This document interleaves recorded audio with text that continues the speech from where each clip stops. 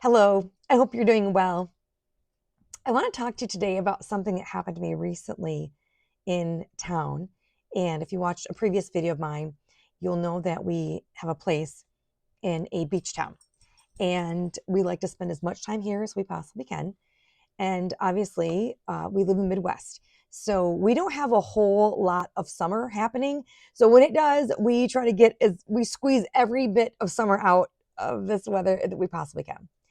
So recently, I was up early and I was headed to our grocery store. And our town has one main drag, that's where all the stuff is at, all the shops and things like that, and another long one to get up into the town. And I was on that strip that morning, headed to the grocery store. Like I said, it was early, and I noticed a very, very tiny compact car, and in it was a woman with her hair wrapped up, in a tie and big sunglasses. And she was a really skilled woman, I have to imagine, because as she's driving this tiny car, and I'm not sure how she's driving it because she was giving double middle fingers and what I can guess were expletives screaming at the car in front of her, all while driving. So I'm thinking she's using her knees or something like that. So that's why I say she was skilled.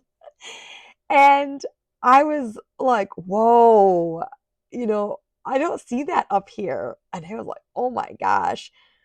So as I'm driving alongside of her, I'm thinking, who in the world has made this woman this angry this early in the morning?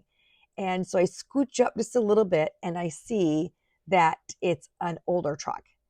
And driving the older truck is a gentleman who appears to be about in his early 80s. So she's angry and she's driving for quite some distance, doing all the things. And I thought, oh man, that's got to be rough. As I was getting close to the grocery store, the gentleman turned right in the grocery store, and then she followed right behind him.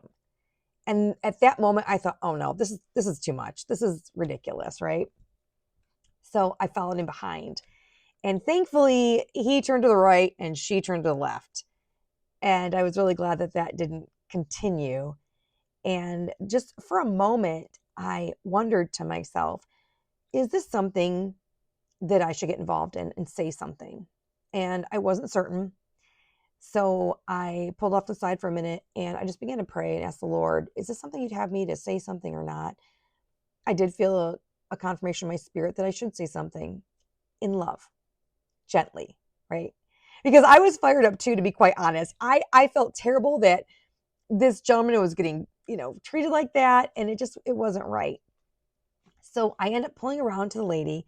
She was already parked and she was just scrolling on her phone. So I'm not sure what the hurry actually was, but apparently something on the other side of that phone was, you know, super important, probably social media scrolling. And anyway, I pulled her alongside of her vehicle, and I asked her to like roll down her window, which I know after I did it, I was like, nobody rolls down their window anymore. But, she knew what I meant. And she unrolled her window. And I explained to her that I had been driving along the main strip and had noticed the interaction between her and the gentleman in the truck. And I said, it, he's probably somebody's grandfather. And what you did was really not kind. And I just remember thinking that, like, I need my words to communicate my message. And I wanted my chances of communication to be increased by not being sharp, not being sarcastic. I wanted my message to penetrate her heart and her head, hopefully. Well, after I said that, she says, thank you. She's kind of crusty about it. And then after that, I said to her, and these are the words I said, what I'm about to say, I mean genuinely, and I'm not being sarcastic. I hope the rest of your day goes better than the way that your morning has started. And she said, thank you. She's kind of crusty about it. And I just said, okay. I said, I'll see you later. Have a good day. And I waved to her and I left. And then I'm going to get my groceries or whatever. I think, though, after I was contemplating our conversation together, was that she was probably most embarrassed that somebody saw her bad behavior and then followed up on it.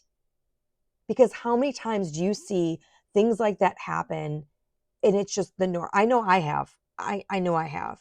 And it was one of the moments too where I felt like, what can I do? Something small, nothing, not the fact I talked to her was to be applauded or anything, but it's just a small interaction, a small encouragement to somebody to change direction in a different way. I would have loved to got back at her because I felt bad for the old guy, but I knew that wasn't going to be effective in getting my message across to her. And I know, we all do. We see this everywhere we go. People feel entitled that whatever they want, their needs are above everybody else's. And look at the type of society we have right now because of that mentality. So my question to you is, what if we were to say things gently when we see them that shouldn't happen? Now, I'm not telling you to go be a vigilante or anything like that. I'm just saying, what if we just spoke up and said things like, that's not kind? That's it, right? I know that when we're downstate at our house, that it's a very busy area. And I'll tell you, I dislike greatly going to the grocery store there. I dread it. I do not enjoy it at all. People there are just in it for themselves. I mean, everybody get out of my way or you're going to get hit. It's not a good feeling at all. It really isn't. And I just wonder, I think about a couple of things. One is that this community up here is tight-knit and it's small. Everybody knows everybody, which means most people probably are not likely to go to the grocery store and act a fool because they're going to probably run into one of their friends' moms or dads who would then tell their parents as well, right? Like that's the community I'm in. And I remember growing up, it was that way as well. If we were to ever act up and if one of the neighbors saw, they would get after us and then go and tell our parents.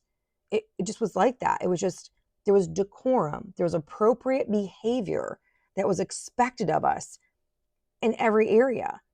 And now it seems that everyone just does whatever they want based on their own needs and wants and never put anybody else ahead of them, ahead of themselves. And that we see that happening so much. And I just wonder too, collectively, if we began to band together and encourage people to be their best when they're not being their best, gently and lovingly say, could you have done that differently? Because lots of times, I mean, I'll be honest, I can be bratty and selfish too, right? I'm still working on those things, but I do acknowledge them and I'm trying to not do that kind of stuff. So I just want to encourage you that when you do see something, gently say something, or perhaps you already have, and you can share that in the comment section down below. Perhaps you have a story you can share with us to encourage us. Now, is it always going to go well? Probably not, but that's life, isn't it? I do feel, though, if we all put our best foot forward and encourage other people, that definitely raises the bar and level of expectation to those around us. I'll be honest, I've got some friends who are acquaintances who are, I'm a Christian and they're not. And I've noticed how they watch their language around me. Yeah. I've never said, don't swear around me. I've never said that, but they watch their language around me. You set the tone when you walk into a space. You let your standards and expectations just speak for themselves. You don't have to blast it on a billboard or plant everything on your front lawn, a list of things you believe in. It just comes with you. So I want to encourage you today to look around you, and when you do see something that should not be, to gently and lovingly say, that's just not cool. Could you have done that differently? Encourage people. Raise the bar. We all need that bar raised. So with that, I want to encourage you today to choose to be a blessing to somebody else around you. And with that, I will see you again very soon.